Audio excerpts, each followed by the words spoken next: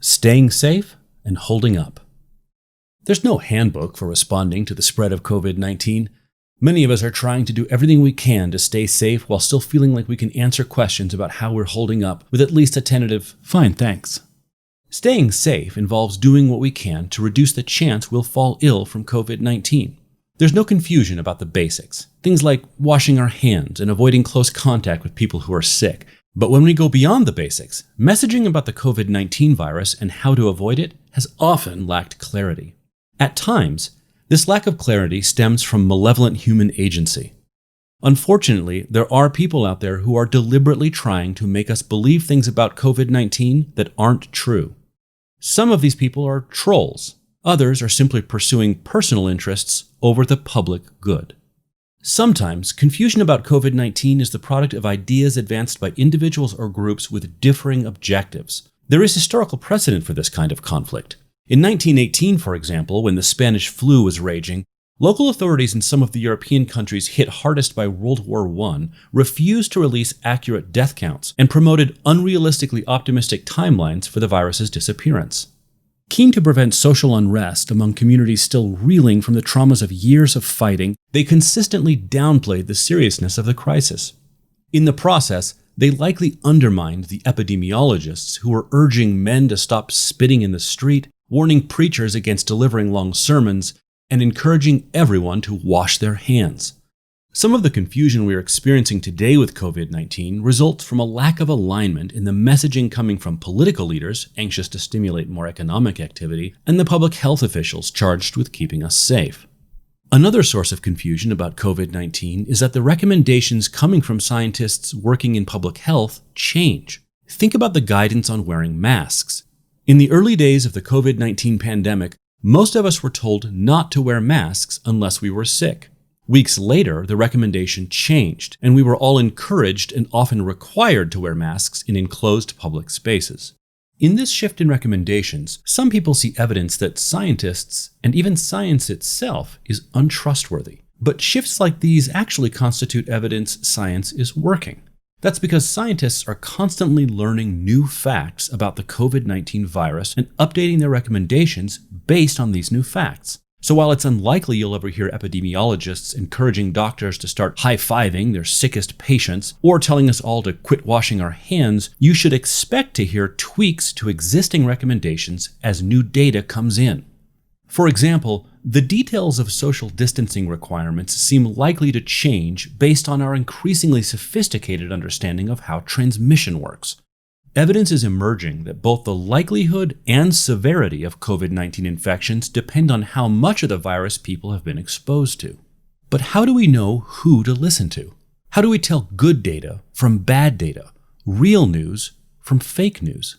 When it comes to information about COVID-19, the usual rules of evaluation apply. So here, we'll just make the point that the credibility of information should never be evaluated independent of its container or source.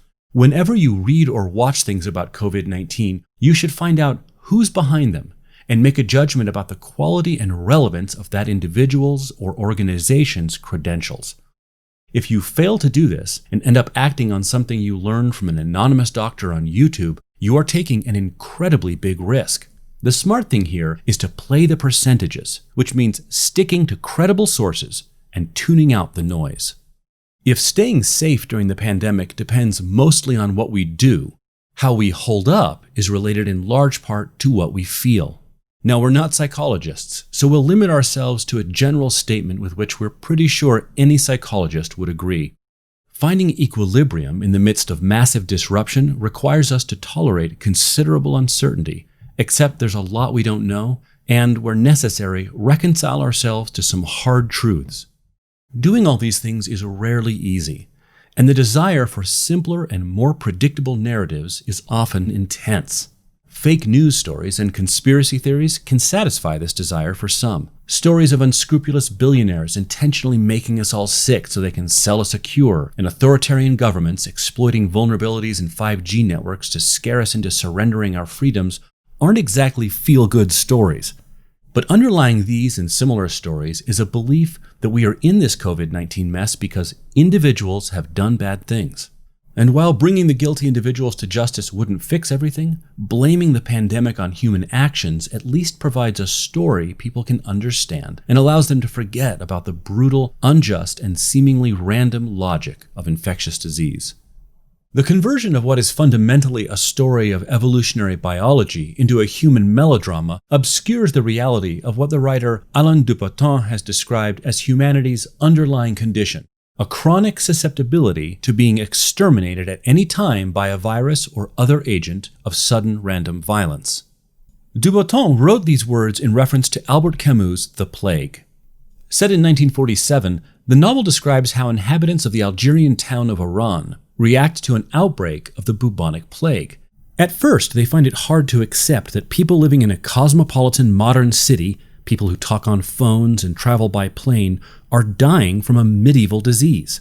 But later, as the death toll rises, the reality is undeniable, and many of the townspeople come to see the plague as an inevitable consequence of their lax worship and sinful behavior.